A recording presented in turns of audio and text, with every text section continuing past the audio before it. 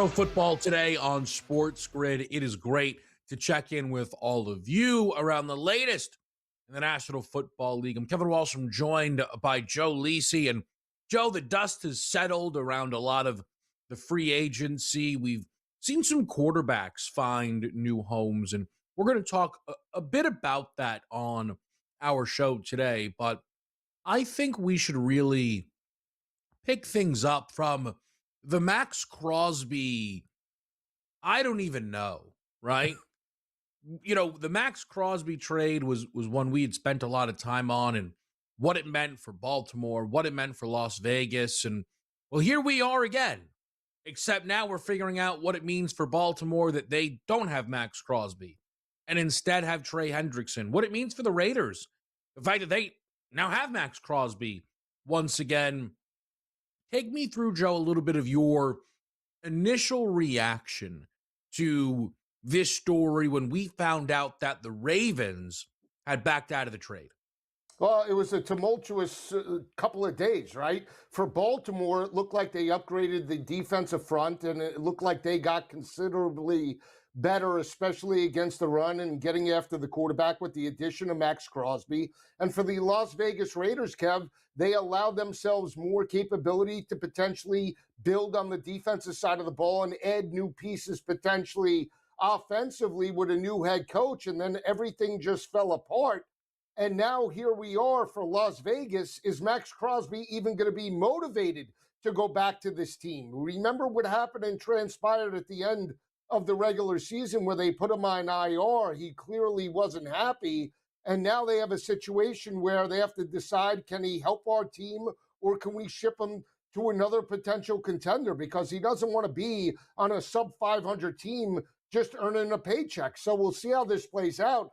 But for Baltimore now to get Trey Hendrickson, a player that isn't coming off a significant injury, a player that can definitely upgrade the front seven, it helps them now challenge the likes of Pittsburgh and Cincinnati in the division to get better and potentially challenge for an AFC championship. So I find this to be it's very complicated, right, Joe? And you're not wrong to kind of start to break down how it shapes these rosters. But I cannot get over what I think is at the moment a consensus opinion that the Ravens use the Crosby injury as an excuse to cancel a trade when they found out that acquiring Trey Hendrickson was on the board. And there was a lot of positive reactions for Vegas, Joe, when they made the deal. People were impressed that they not just netted 2 first-round picks, but one of those was in the top 15 this year.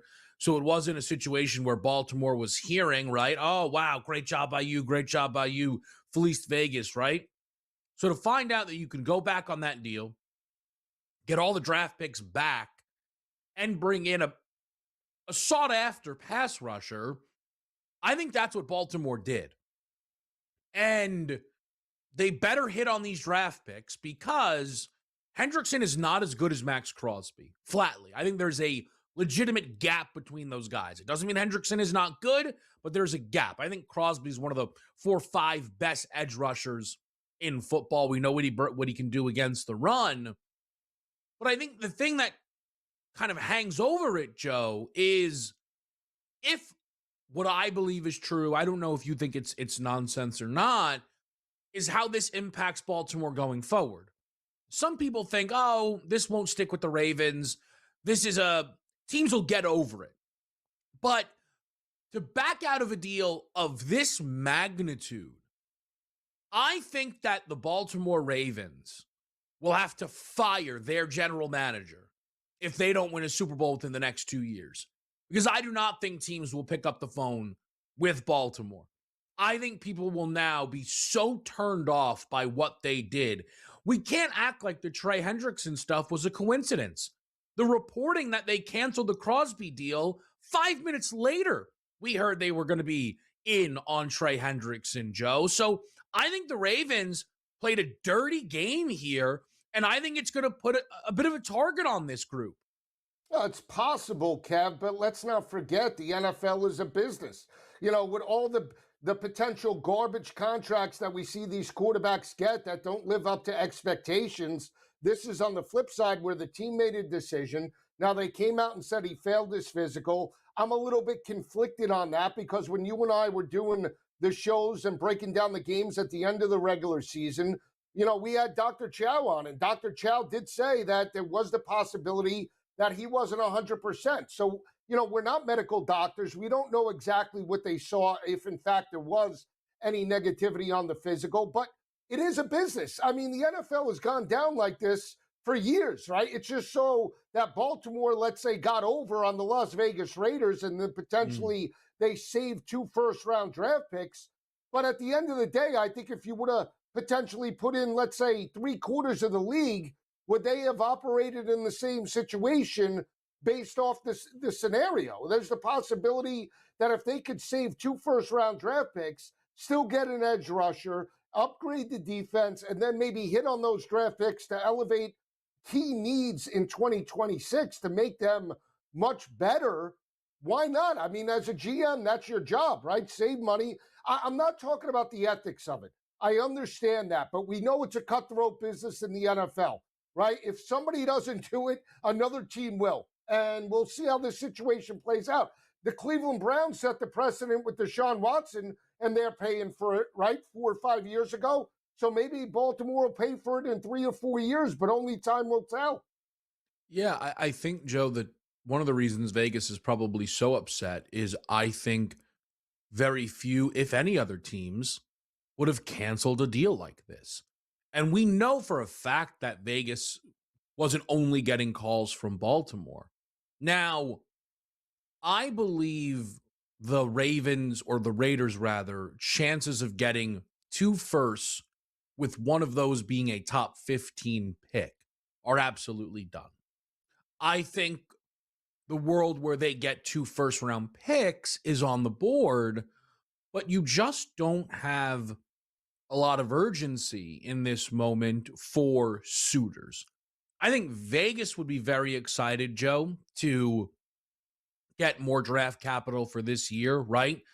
The second that Ravens deal was done, I know personally I thought to myself, okay, wow, at 14, Mekhi Lemon, Kenyon Sadiq, the guard out of Penn State, there's been a lot of love for him. I go, you're going to be able to get this guy a building block right away. Like there should be some real excitement here. So I think for Vegas, that's got to be very frustrating. But I think it's on the board, just to kind of stick with the theme a little bit, Joe, where when they are now talking to whomever, Dallas, Philly, Washington, whatever it might be, they can say, listen, don't tell us that Crosby's value dropped that much because of a knee injury we all knew about.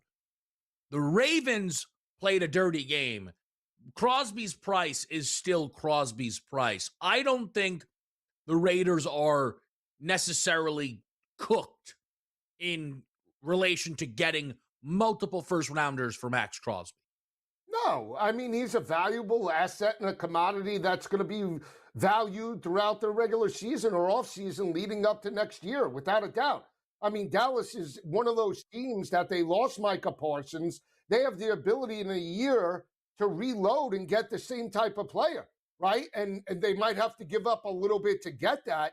But if Max Crosby, let's say, is on Dallas, Kevin, they immediately become a contender again within the NFC East. So, again, can they do it? Meaning, can they still get 2 number ones or similar type of value?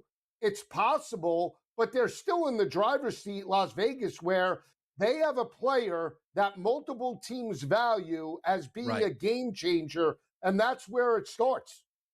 Yeah, I think to Dallas specifically, who have now said, oh, we made other moves and we're out. If that team were able to land Max Crosby, I think it's on the board that they jump the Eagles for NFC East favorites, quite honestly. Maybe we'll bring the Eagles into the mix here on a very complicated situation involving Max Crosby. It's Kevin Walsh, it's Joe Lisi. We'll be right back here on SportsGrid.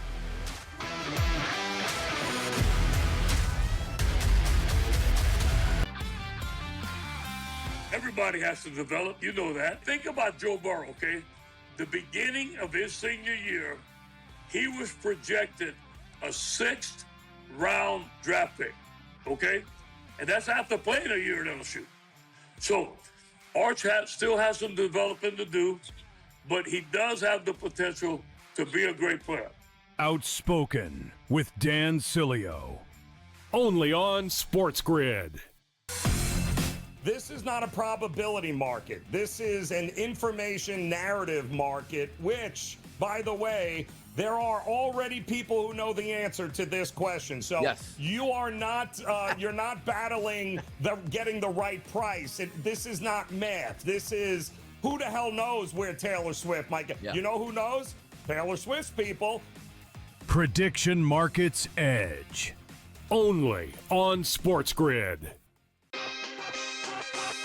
I love these tournaments. I love the Olympics. I love NFL drafts. I love, events. I love, the UFL, arena football. Yeah. Dude, the sports books don't have algorithm computers for this, Kevin. They don't freaking know. How the hell is a sports book supposed to set a number for this? They didn't. Yeah. Dude, the FanDuel had USA at -5.5. Game time decisions. Only on SportsGrid. I really wish I could pull out my crystal ball and predict accurately the future and, put money on it and see if I could win. But I think the answer of where we're heading is more uncertainty, and in the short term, more companies, like you mentioned, trying to capitalize on that. When prediction markets first kind of took off this past year, there was a little bit of a hesitancy from sports books. Newswire. Only on SportsGrid.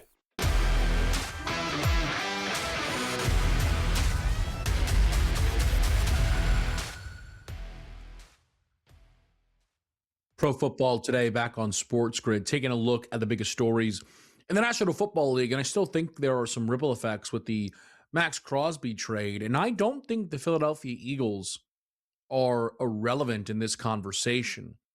For those who are kind of following the news out of Philadelphia, A.J. Brown was the other star. We wondered about, would he be traded?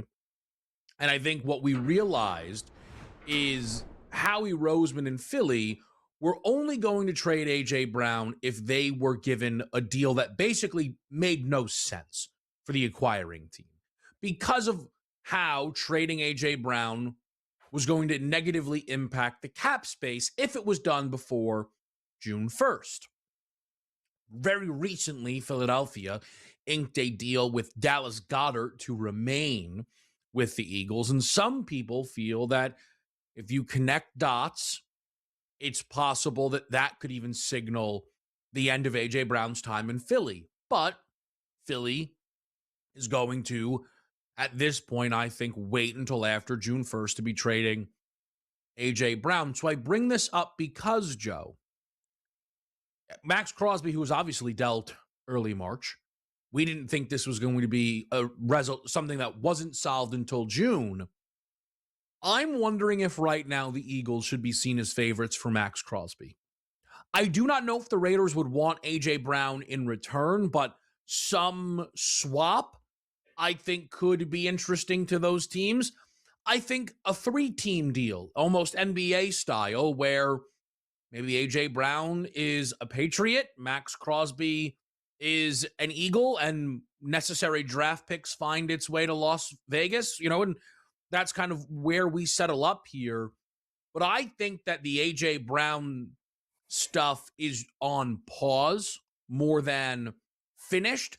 And I think Philly will be connected to Crosby if he is still on the Raiders after the NFL draft passes.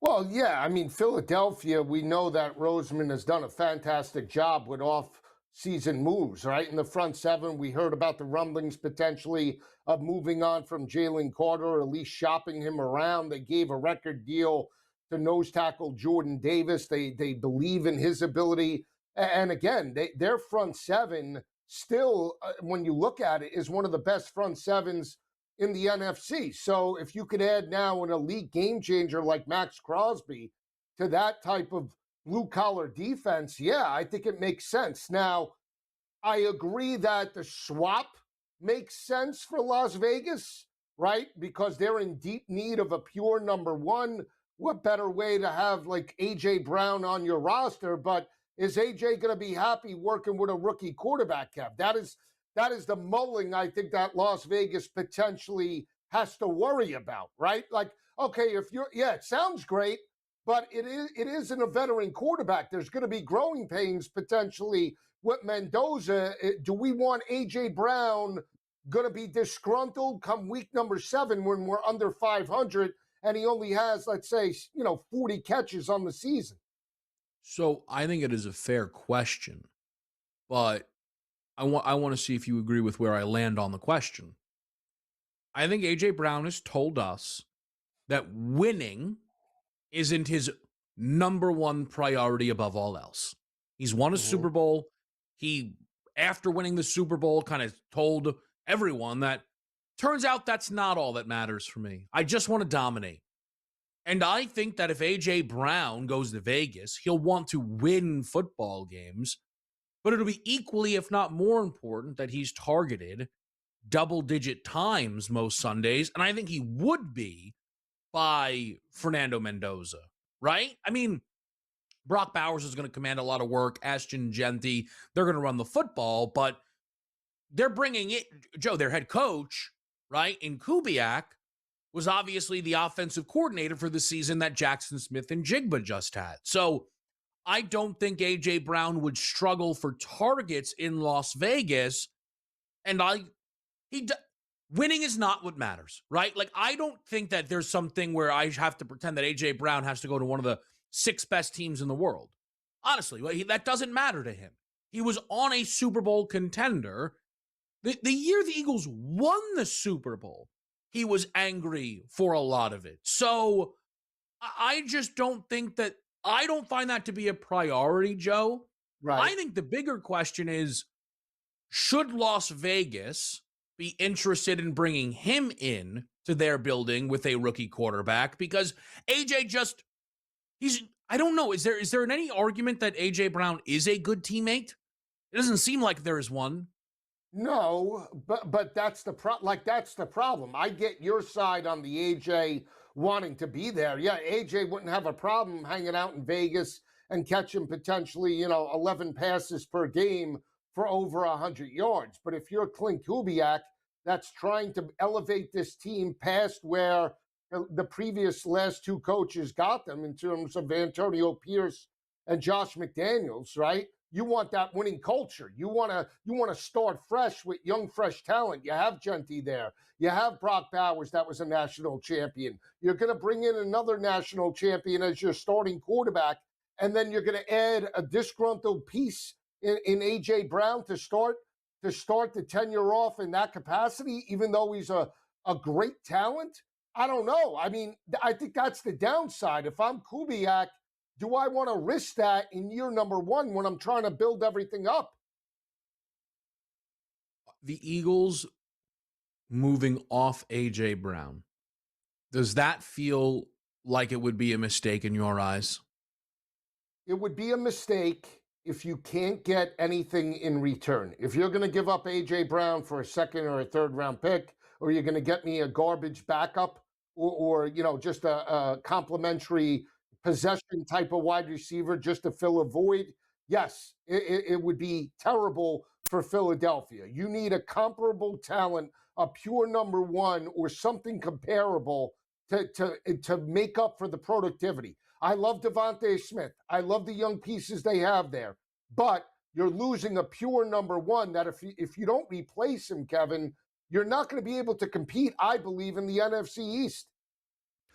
I feel that Devonta Smith could step up quite admirably. I mean, they won't be as talented.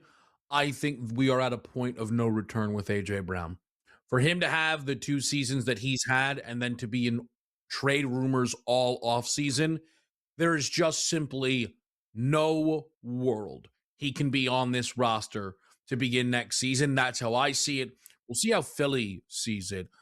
One of Joe's guys has found a new home. QB battle? We'll talk about it next.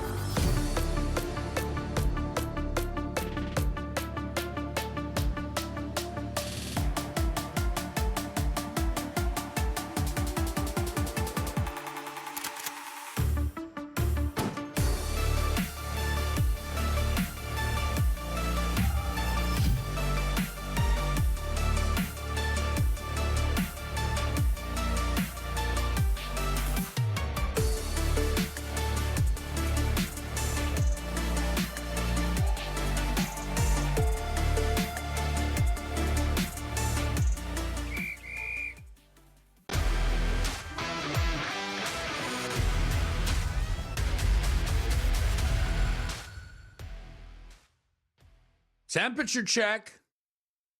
Is Patrick Mahomes on the hot seat? Depends who you ask. But the Kansas City Chiefs brought in Justin Fields to be his backup quarterback. And I know one person who very often, not sarcastically, has labeled Justin Fields a winner. And last year they didn't win games in Kansas City. So, Joe, could it be Justin Fields' chance here with Andy Reid and the Chiefs? Well, to elevate maybe his play with above average talent, it's possible. I was wrong on my assessment about Justin Fields with the Jets, but, a losing organization drags down even the best of talent. You're talking about an organization that hasn't won a championship since 1969. Let's be real. But that being said, I still think that Justin Fields could be an asset, especially if Pat Mahomes isn't ready week number 1. He is a dual threat. With the addition of Kenneth Walker and the rushing attack, you add Justin Fields' running ability into that scheme, there's the potential for them to be dangerous. And we know about their defense. They're still good and still elite. And at the end of the day, if they have to win games in the early part of September, I think Justin Fields could do that with them. They have talent on the outside. It's not like he has garbage talent and a head coach that potentially doesn't want to open it up. Now we'll see how they utilize him, but he could be a good fit in that system as a backup until Pat Mahomes gets ready. Now, what if Mahomes and that timeline, takes a little bit longer? Maybe he misses the first 4 weeks of the season. Justin Fields, guy's a winner. What if he's 4-0? What if he's 4-0? Kevin, do you tell no Pat? shot. No, what do you mean? No. See, the situation that Justin Fields was a winner, okay, was that he was a winner at Ohio State. He was a winner when prior to moving to the Jets. He was 4-2 as a starter, and in my opinion, should have never have lost his job to Russell Wilson. I'm sorry, he just shouldn't have done it. Now, when you look at that situation and you look at what he was able to do, if called upon with the Kansas City Chiefs, where they need to be at, let's say, at least 2-2 or 3-1, I think Justin Fields can do that with the talent that's around him. We talked about the weaknesses of Kansas City offensively at the end of last year. We talked about how bad of a play caller Matt Nagy / Andy Reid were as a combined duo last year, afraid to take the governor off the offense and utilize the speed on the perimeter. Well, now with an elite running back and a mobile quarterback, you should be able to mix and match accordingly to win football games. And that's all it comes down to. Does Justin Fields give them an ability to win games in the AFC West if called upon for an extended period of time? And the answer is yes. Yeah. No, listen, Pittsburgh, he was 4-2, and the whole Chicago thing never happened. He was not 10-28 as a starter in Chicago. Wait a second. Right. Huh? The 10-28 with Chicago, okay, was there were glimpses of greatness with over 200-yard games. The Monday night game against Washington. 200 yards? And close to 300. Just wait. In the 4-touchdown performance against Denver when he was a member of Chicago, 2 years ago. The bottom line is, in the early part of his career, Kevin, with Eberflus, they never utilized the talent around him. He had garbage wide receivers. They never used or utilized his RPO ability. I mean, that when we look at the 10-28, yes, he was a sub-500 quarterback, but a part of that was how bad of a head coach Matt Eberflus and that offensive staff were. And they crippled him and basically ruined his career before he even got started. He had a 2-week stretch where he threw 8 touchdowns. That was more than his rookie season. He didn't do that. I guess he didn't do that. No, he did do it. Oh, okay. And you've decided, here's the relevant sample size on Fields is Ohio State, those 2 weeks, and the record in Pittsburgh. And you have pushed aside all of the other football that has been absolutely atrocious. And I find it fascinating that Kansas City, who we often expect to try and compete at a high level, could be without their franchise quarterback to start the season and have looked at Justin Fields, that they have opted for perhaps a project backup instead of something that they could reliably trust. It is another move that tells me Kansas City is not all in on next season, despite the fact that that is what people go to Justin's former team next.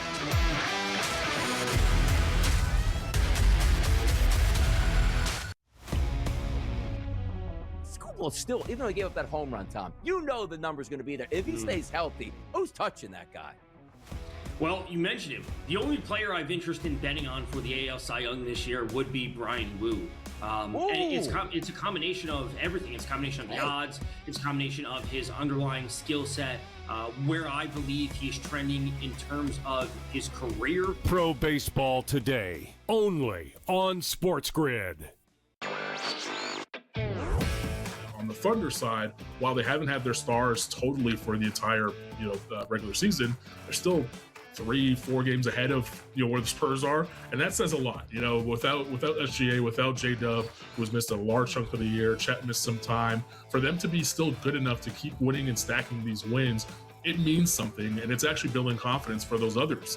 Newswire, only on SportsGrid. You put Zach Branch on the Buffalo Bills on the football field at the same time with Cook and these wide receivers, and you have Branch set up in a slot in motion and stuff, and you put that speed. I want a game difference maker. DJ Moore's not a difference maker, right? He helps, he's good, right? But it's not that game changer. But to me, Kevin, they need game changers on the defensive side of the football. Game time decisions, only on SportsGrid.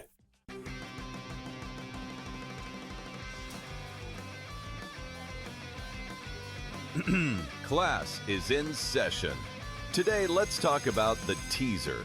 A teaser is a multi-leg bet where you shift the point spread in your favor. You get better numbers, but every selection has to win. It doesn't matter what you bet if you don't have the insights. Tune into SportsGrid and get ahead of the class.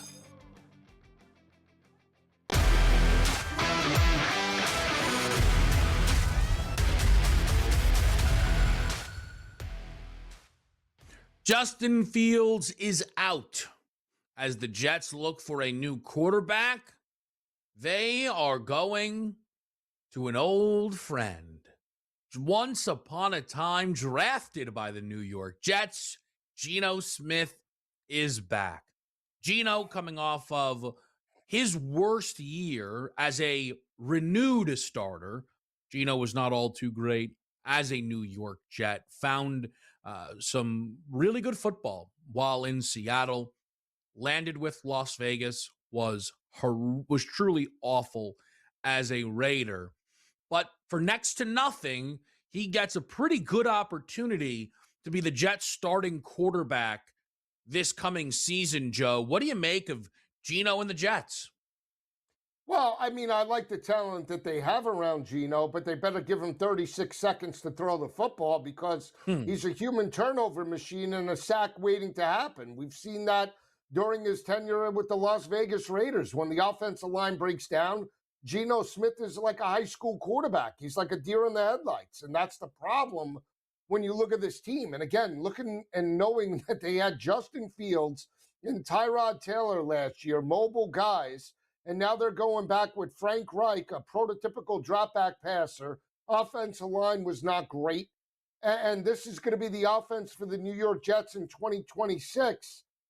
I mean, they have no shot to be 500, Kev. I'm sorry. Not with Geno Smith at the helm. I'm sorry. He's old. He's at the end of his career.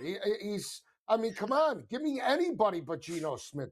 He's a human turnover machine, Kevin. He has led the league in interceptions almost every single year, dating back for 5 or 6 seasons now. I mean, it's pathetic. He's old is tough for Geno because we've seen quarterbacks. We've seen quarterbacks hold on for longer. I understand that he is not Matthew Stafford, Aaron Rodgers. I think that Geno Smith kind of comes in and is really the perfect quarterback. Oh, come on. And no, because what the Jets are doing right now is being reasonable. Okay. If Geno Smith trips and falls into 6 or 7 wins, then so be it. Maybe Aaron Glenn was a big part of that. The defense found something, and then that's what it is, right? But you can move off of Geno within 4 seconds. You do not have to have this fan base pretending maybe Geno's the franchise quarterback. In the way that now people in Miami are wondering about Malik Willis, or the way that people are now going to wonder, we'll talk about Tua. Could you imagine that? The Jets pretending Tua was going to be their long-term guy. And if Geno is atrocious, maybe even better. Because maybe they didn't get it right with Aaron Glenn, and maybe you can break free and get yourself a head coach and a franchise quarterback in the top 5, top 3 of next year's draft class, and then actually try and get yourself to the level that the Jets fans have desperately desired for quite some time, Joe. Yeah, so basically this is like, the Milwaukee Bucks. We have the NBA analogy that we're going to tank until we're garbage and then just build it up like Field of Dreams, right? That's exactly what we're going to do. The 76ers did it. Why not? Let's just tank. We get our quarterback of the future and we just build it up into the contender, just like, Pat Mahomes in Kansas City and all the rest. No. Right? Hold on a second. How many games did you think the Jets were going to win last season? I thought they could have been a 6 or 7 win football team last year. No, you thought they could have snuck into the wild card at minimum, but that's okay, fine. But let's be clear. Hold on. Were Jets fans last season thinking, hey, we should get to 7 or 8 wins, right? Justin Fields could maybe show us something, be a franchise guy. And guess what? They won 3 games. The reality is, Joe, we want a world where these teams come into the season every year with the same foolish expectations, bring in someone that's going to set the franchise back. Geno Smith does not set this franchise back in any way. They won 3 games last season. The plan, Joe, I think we all know the plan. They will be drafting a quarterback next year in April. That's the plan. With a new head coach? Most likely. Okay, Joe, a lot of people wanted Aaron Glenn fired. They got the coach wrong. They got the quarterback wrong. And there's but that's the thing. This regime didn't get the quarterback wrong unless you're a maniac who thought Justin Fields could still be a franchise guy this deep into his career. So they just wasted 2 years, Kev? Is that what you're telling me? They assembled the new head coach. They threw together this roster to waste 2 seasons to hopefully become a 10 or an 11 win football team in 2027? Is that the plan? No, because there's no guarantee Arch Manning is going to be that guy. I'm not worried about Arch Manning. They aggressively pursued the postseason for multiple years with Aaron Rodgers. He tore his Achilles and then came back and tore up the organization. And that is going then occasionally to force a reset. And last year, the Jets were not looking for a full reset. They were hoping to show competitiveness, right? They wanted to win some games, but they realized they were awful and maybe the single worst team in the league. So they then started their plan right there by trading away Sauce Gardner, trading away Quinnen Williams, and they've continued that plan by not forcing a Ty Simpson pick, hopefully in the first round, and by allowing Geno to be their quarterback for 1 season as they try and figure out everything else around that position. Well, then why not if you're talking that's what you want, then get Kirk Cousins. Get at least somebody that could be valuable at some point. I mean, if we're looking, There's no telling that Kirk is better than Geno. There's no telling that. Come on. Geno's more recently played good football than Kirk Cousins. Geno Smith needs, like I said, 30 seconds to throw the football, Kevin. Geno Smith is about 40 times more athletic than Kirk Cousins at this point. Okay, but you could beat Kirk Cousins in a foot race. Look, I don't love Kirk Cousins, but he did throw for a 400-yard game at the end of the regular season against Tampa Bay. He was playing much better at the end of the regular season for Atlanta than Geno Smith was for Las Vegas. Geno Smith threw for 362 yards and beat the New England Patriots last year, who played in the Super Bowl. Okay, all right. He's back at West Virginia, 2006. You're bringing up Kirk Cousins had one random good game. Both watch games sure. At the end of the regular season, and we're in agreement that Geno Smith was garbage. And you're going to bring him into New York where it's go big or go home. We know about but for this organization, Kevin, to be out of the running again in the month of September and October is going to do what to the fan base? What's the guarantee? Oh, you can't hurt them. That Woody Johnson and this team are ever going to get it right. Can you at least bring in somebody that's comparable to at least winning games? I mean, I'm not even a Jet fan, but they could have brought in a younger guy like Malik Willis or somebody that capacity. I would have taken Carson Wentz over Geno Smith. I mean, Wentz is a special talent. Didn't get a fair shake. Here we go. Well, you brought him up. You brought him up. Everybody's all-American, Carson Wentz. My point is this. You know, and I know that Geno Smith is so old, he could see the punches coming. He can't get out of the way. And you want this guy under center in New York come week 1 to potentially win 3 games because you want them to tank and then somehow, some way be like Philadelphia, like I said, the Milwaukee Bucks with Giannis. They're going to get their savior in 2 or 3 years. Okay. Yeah, great plan. Ready, break. I mean, this Jets team finally figuring it out, finally getting a grip of reality and accepting who they are. Let's talk about Kyler Murray and the Minnesota Vikings after a break right here with Joey Jackpot on SportsGrid.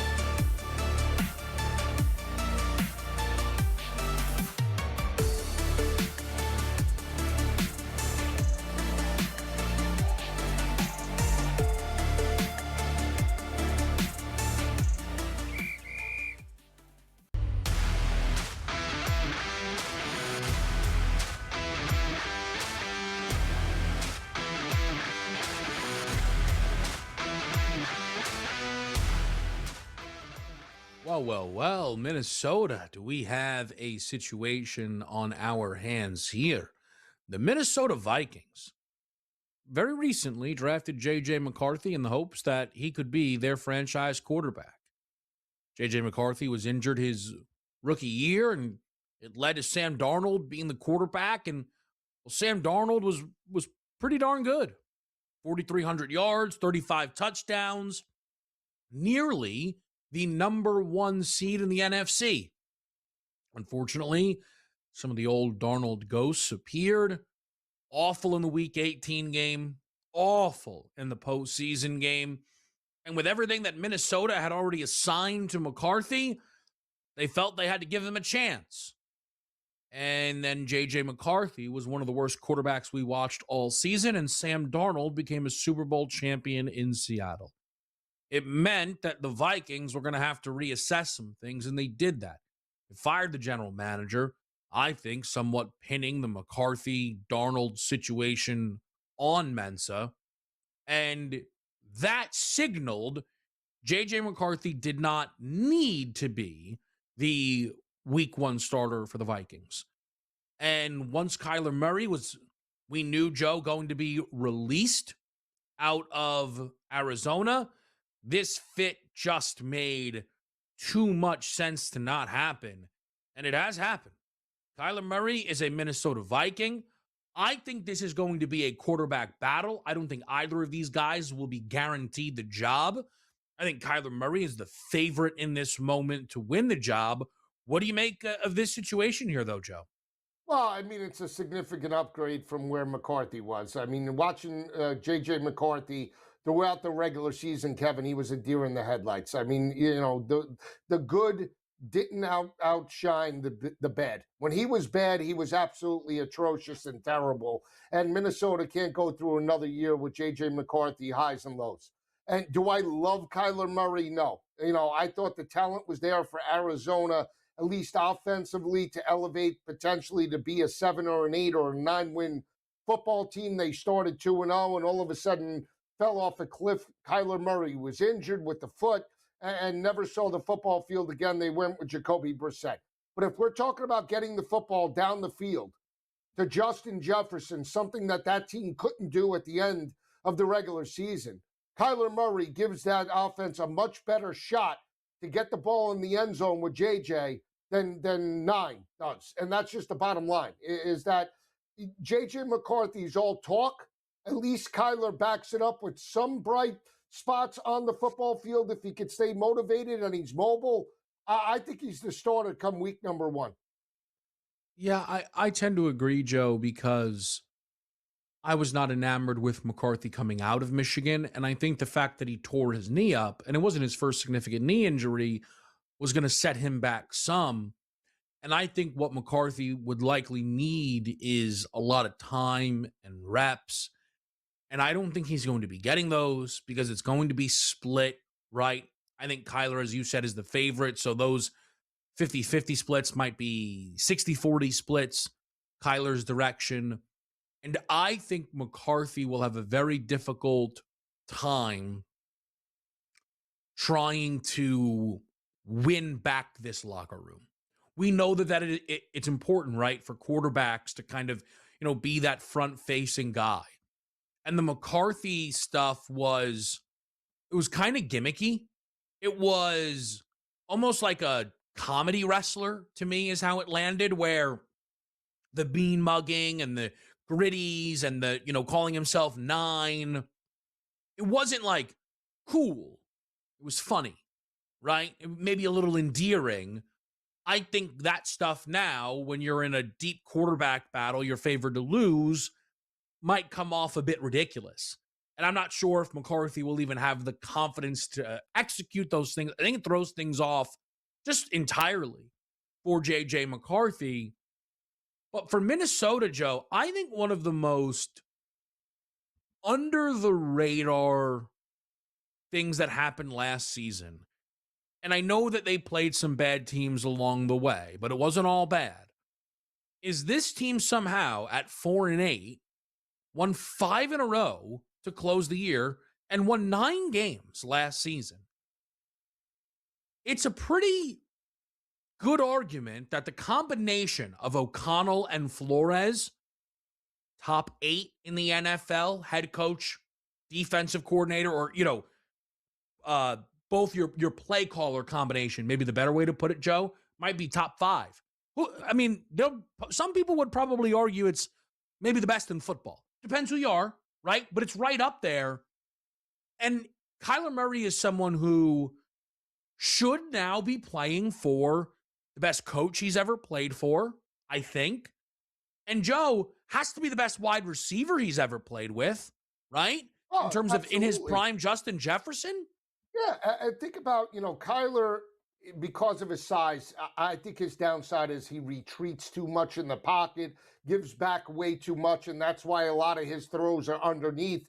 And he made Trey McBride a star, right? One of the best tight ends with just catches and elevated, obviously, as a 1,000-yard receiver last year with Jacoby Brissett. But that being said, Kevin, you're absolutely right that Kyler's mobile. Can he be rejuvenated now with an offensive mind like Kevin O'Connell? He was there with Gannon, a defensive mind, right? So now he has the ability to maybe catch lightning in a bottle. And seeing what Sam Darnold did with multiple teams now, hopefully Kyler Murray is motivated. But I'll just say this about J.J. McCarthy. The comp that I'll make to J.J. now, he's like Kenny Pickett. He's going to be a pedestrian backup for the rest of his career. I don't think he's like going to get a shot as a starter, and he's young, but he's similar to Kenny Pickett, the one-hit wonder, got his 1 year to start, and now he's going to be a lifelong backup. I actually think, though, what's unfortunate for Minnesota is they need to make sure McCarthy stays locked in. If we're right, if you and I are right, that Kyler wins the job. You know this, Joe, right? You've had plenty of Arizona futures before. Kyler is not someone you can guarantee stays healthy. We've seen, I still don't entirely understand what happened to Kyler last season injury-wise. I know they got to a point where they're like, we're not bringing him back, but there was he dropped the snap and he walked off the field and we kind of didn't see him again, right? Right. So that's one of the things, when we get to the, you and I in August, hey, you like Vikings futures? There's going to be a part of us that worries about Kyler's health, I think. We'll keep talking about some of that QB movement after the break on SportsGrid.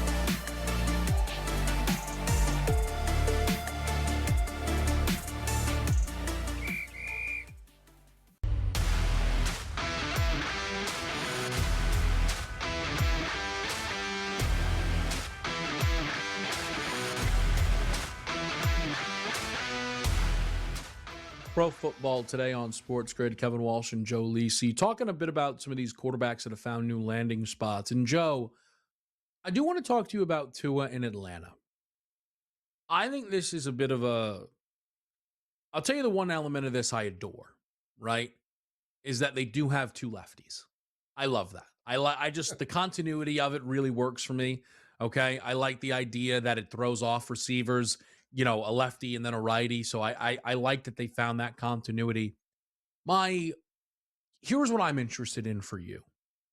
I think Tua right now is the favorite to be the week 1 starter because I just don't know how things are going to look for Penix health-wise. You are someone who's not very high on Mike McDaniel, right? You can use, even just play caller McDaniel, you're not as in love with, right? As everybody else is. Stefanski is a guy who, when he has a guy he trusts, and that doesn't happen all the time for Stefanski, we've seen good things happen. It's March. Give me some grace, but I will admit, Joe, as I've thought a little bit more about this Tua Stefanski, combination here, I'm not saying hey, come get my Super Bowl winner. I think there could be some success for this combination. It's possible, Kevin. And I think that if you're making the comparison, and tell me if I'm wrong, between Stefanski and O'Connell, where we think they're great offensive minds, right? Mm-hmm. And they could elevate and get the most out of the quarterbacks.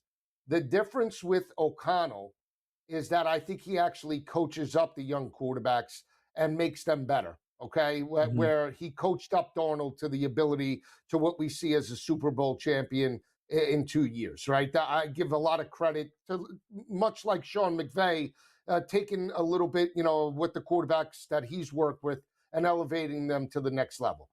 Stefanski likes the veterans. He doesn't like to coach up the young ones. He likes to coach up, or get the most out of the vet. Flacco and all these other garbage pedestrian backups that we've seen that all of a sudden throw for 300 and 400 plus yards. And when he has the Ferrari like Deshaun Watson, and I'm not saying Deshaun Watson is 50% of that problem, but I also believe 50% of the problem too was that Stefanski all of a sudden got conservative. We didn't see the same type of play calls with Deshaun Watson at that year that we saw with Joe Flacco. So if it was me, if I'm Arthur Blank and I'm that organization and I have such young weapons, I brought in Kevin Stefanski to get the most out of Michael Penix, not to get the most out of Tua. We did this experiment with Kirk Cousins and the previous two coaches, Arthur Smith and Raheem Morris, and where did it get us? I hear what you're saying. I just think for Atlanta, what this team struggles with, Joe, unlike the Jets, they think they have so much of what's needed already in the building. And that's why they're hoping they can get a plug-and-play coach and a plug-and-play quarterback, right? And they hope that it can work out. And, here's another thing that I kind of sat with a little bit in terms of who Tua is going to be surrounded by. Tyreek Hill is special. And I don't want to compare anybody here to Tyreek. But Tyreek started to tail off a little bit, the relationship, right? Jalen Waddle could not be relied on to always be out there. Devon Achane is an incredible talent, but he also wasn't like the healthiest guy in the world. That trio of Bijan, Drake London, and Kyle Pitts is pretty darn good, Joe. I mean, it is. And they've got a pretty good offensive line usually in Atlanta. I just think I am not sure that Tua is going to a worse situation than the one he was just in this past season. And I think that's key. I think it's it's not the best situation Tua's ever been in, but we also have to acknowledge, even if it fell flat, when Tua in great situations gave you pretty good regular season results. Couldn't beat great teams, beat bad teams. Like, Joe, is it possible that the Tua Stefanski combo could go 5-1 in NFC South play if these other teams don't get better? Kevin, it's possible. Look at how that defense played at the end of the regular season. Right. Now they lose Pierce, which obviously that off the field situation. But when you just look at it and you see how they were opportunistic with Watts in the back end and just knowing what they were able to do, if the defense comes to play, of course they could be a 10 or an 11 win football team. Tua's getting the best out of this situation. He's getting a better coach and better talent. Tua wins again. We've always said that. We will continue to check in with all of the latest on pro football today. For Joe Lisi, I'm Kevin Walsh. We'll see you next time right back here on Sports Grid.